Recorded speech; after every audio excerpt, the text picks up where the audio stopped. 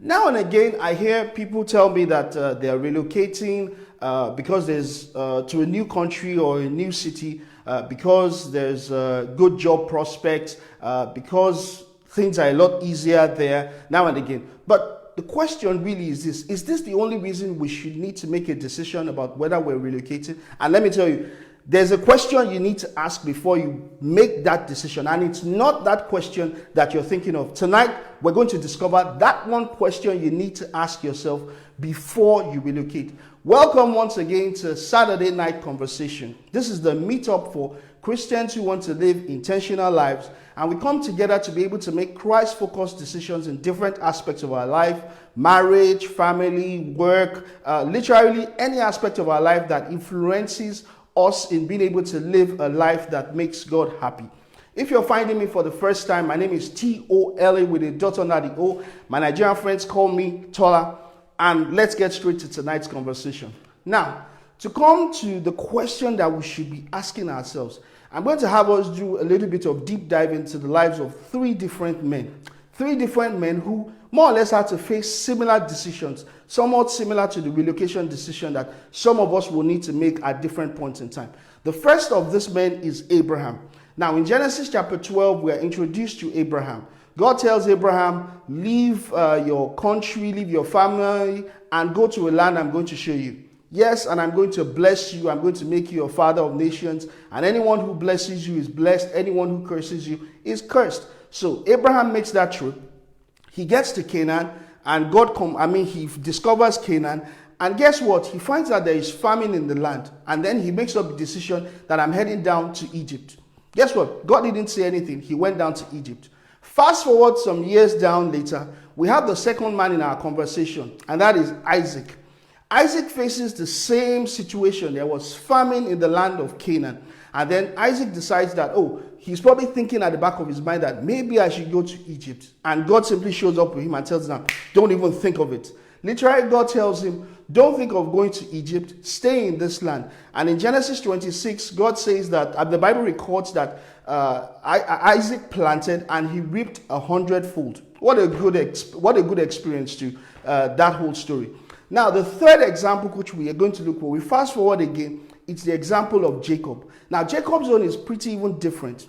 There was famine in the land, but Jacob had come up with a Marshall strategy in terms of how he was going to live during that famine. He was basically going to be trading with Egypt, send his kids down to Egypt, buy the food and the grain that they need whilst they stay in Egypt, while they stay in Canaan. Everything was going on well until something happened.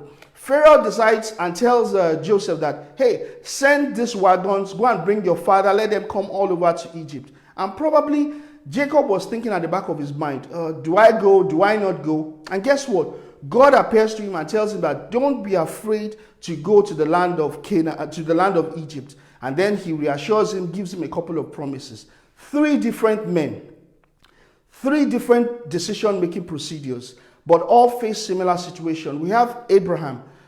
He made the decision to go to Egypt, and God did not stop him at all. He made that decision and he went to Egypt. Then we've got Isaac. He hasn't even made the decision. He's probably contemplating the decision. And God says, don't go, stay put.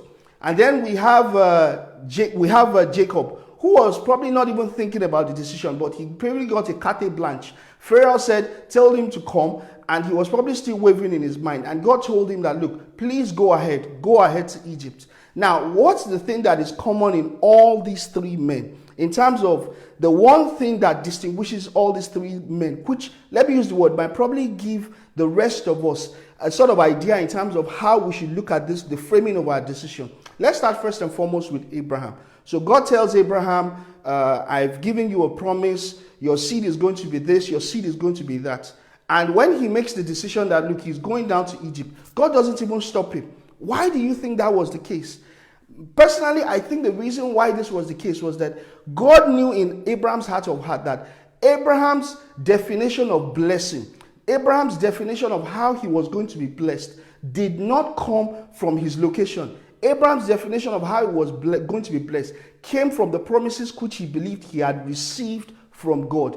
And which was the reason why when he went down to Egypt, he did not mind coming. God knew at the back of his mind that, look, even though Abraham was going to Egypt, Abraham was still going to come back to the land of Canaan. Why do I think so? Because in the first place, at the beginning of Genesis chapter 12, Abraham left a comfortable land, just trying to discover a land which he did not know. The only thing God told him, look, I'm going to take you to a land that I'm going to show you.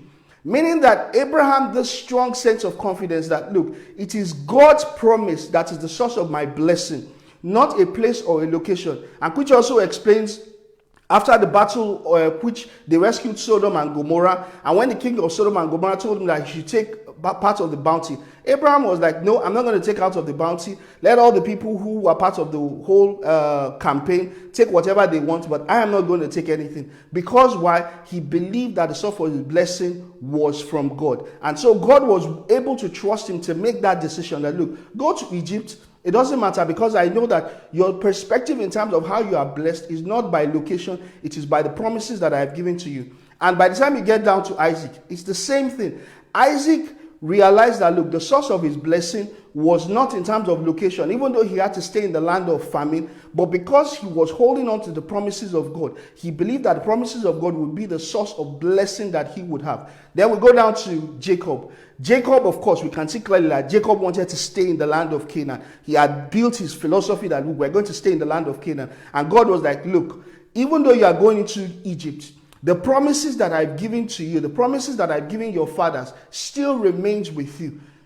Putting the stories of all these three men together, we can actually find the one question we should be asking ourselves when we want to make a decision to relocate. And the question is this: do we believe the source of our prosperity comes from the location we are in, or it comes from the promises that God has given to us? I'll repeat that question again. Do we believe that the source of our prosperity comes from the location that we are in, or the promises that God has given to us?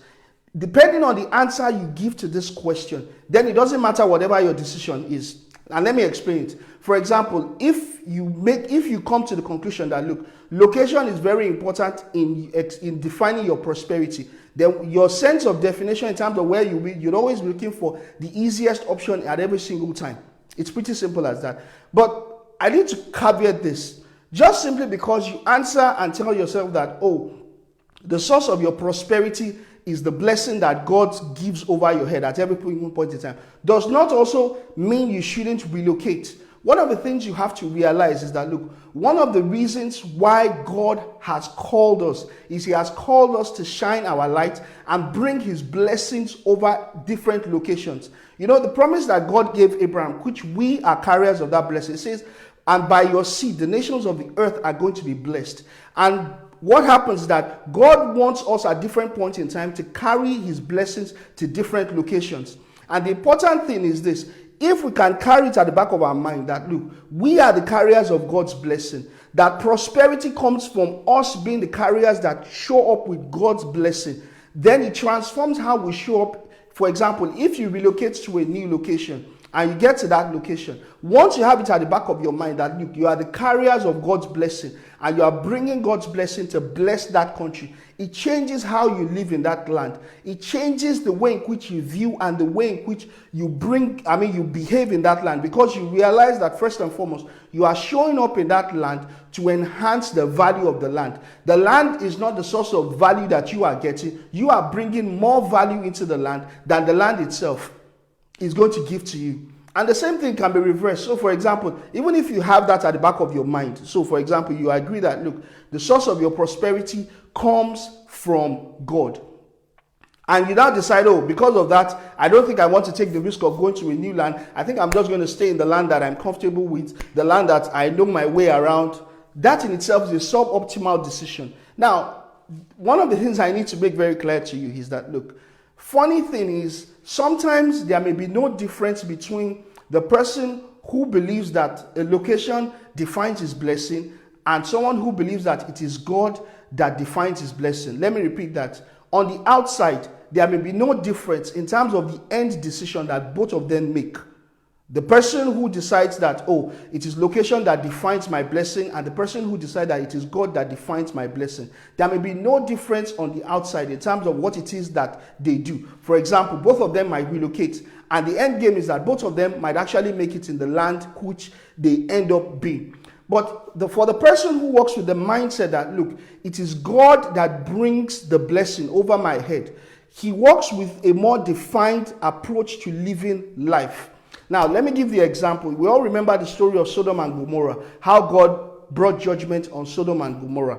But the truth about it is that Sodom and Gomorrah was not necessarily just destroyed because of the evil inside of it. Sodom and Gomorrah was destroyed because of the lack of 10 men. Because if there was 10 men, 10 good men, if there was 10 good men, irrespective of the badness, in quotes, of the land would still have remained. God would still have delayed his judgment. And so I believe very much that, look, in these days, there are times in which God will want his people to relocate to new locations. And the reason why he wants them to relocate to those new locations is so that it can bring blessings upon that land that delays, as it were, the judgment of God upon that land and extends prosperity upon that land. I repeat, there may be times in which God wants you to relocate. Not necessarily because of you, but because of his overarching plan. And his overarching plan is that, one, I want to extend the prosperity of this land that you are going into. And so you, as a carrier of the blessing of Abraham, you as the carrier of the seed of Abraham, when you show up there, you are counted as one of the 10 good men that would extend the prosperity of that land. And that is why we need to enter into whatever location, whether it is we decide we're going to stay in where we currently are, or we make the decision to move to a new location. We need to carry that sense of being carriers of God's blessing. And let me tell you, Kamara, thank you very much for joining. Let me tell you the second thing. Don't be surprised that God may actually want you to go into a land, relocate into a land, so that he can accelerate his judgment. I repeat, it sounds like almost I'm contradicting the first one, but you understand the reason why this also exists. In Matthew 23, verse 34, Jesus Christ is talking to the scribes and the Pharisees, and guess what he tells them? He says that, look, I'm going to send you prophets, I'm going to send you wise men. Some of them are going to be killed, some of them are going to be flogged out of the synagogue, so that the punishment for all the killings of God's matter, from Abel down to Zachariah, who was murdered in front of the altar, so that that whole judgment can be brought upon the generation. What I mean here is this: don't be surprised. God might send you to a land which, in quotes, seems prosperous on the outside, but you now start experiencing persecution because of your faith. And God might decide that, look, the reason why I'm sending you to that land is, one, I want them to, let me use the word, get the full measure of their sin by persecuting you, by making things slightly difficult for you to live out your faith. And you now find out that, look, because of that, as it were, that persecution, that they now start persecuting God's people, God now accelerates his judgment over the people. Because say whatever you want to say, God is still the judge of the earth. And because he's still judge of the earth, he still brings judgment. But now, let's all come together to the one question once again that I said you need to ask yourself when it comes to making a relocation decision. You need to ask yourself, does my prosperity depend on location, or my prosperity depends on the blessing of God? If you can answer that my prosperity depends on the blessing of God, then it doesn't really matter whichever decision you make. Whether it is you make the decision, because once you can answer that question, that look, my prosperity depends on the blessing that God has put over my life, then it is a lot easier for you, let me use the word, to hear God tell you whether you should stay or whether you should go. So, for example, the story of Isaac and the story of Jacob, because both of them operated with that mindset that, look, it is God's blessing that brings prosperity for me. Isaac was able to hear God tell him that he should stay in the land of Canaan.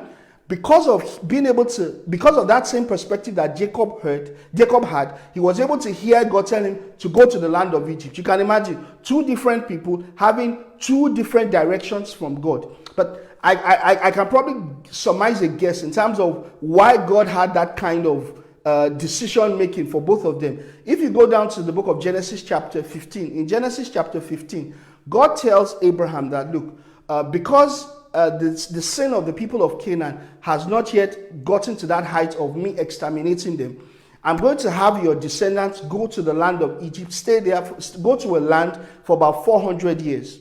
And so when Isaac was saying, oh, do I go down to Egypt? According to God's calendar was like, no, it's not yet time to start counting the 400 years. And so God was like, Isaac, please stay put there. And so I'm going to give you the prosperity in this land of famine.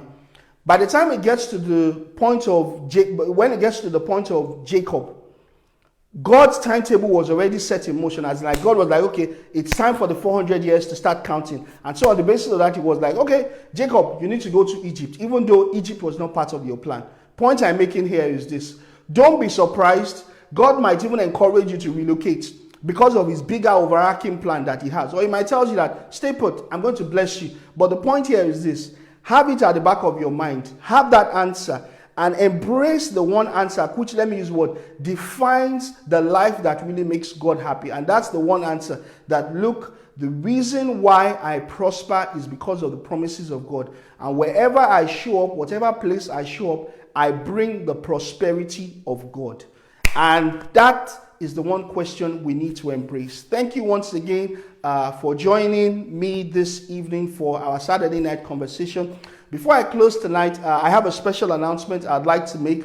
Later this week, I'll probably be starting the media campaign for my for a training that I'm going to be having. The training is going to be on the 5th of June. It's 3 power leverage for successful Christian living. For me, I believe that, look, this training is going to help you to develop habits that are going to bring transformation to your mental and physical health, for you to be able to improve your life and live the life that actually makes an impact and makes God happy. It's foundational teaching, but I believe it's a foundational teaching that, let me use the word, is going to bring transformation to your everyday life. Please look forward to it. I'm going to start sending the campaign for that. I think that should be start going out from weekend. Wonderful Saturday and a great time in church tomorrow. Thank you very much.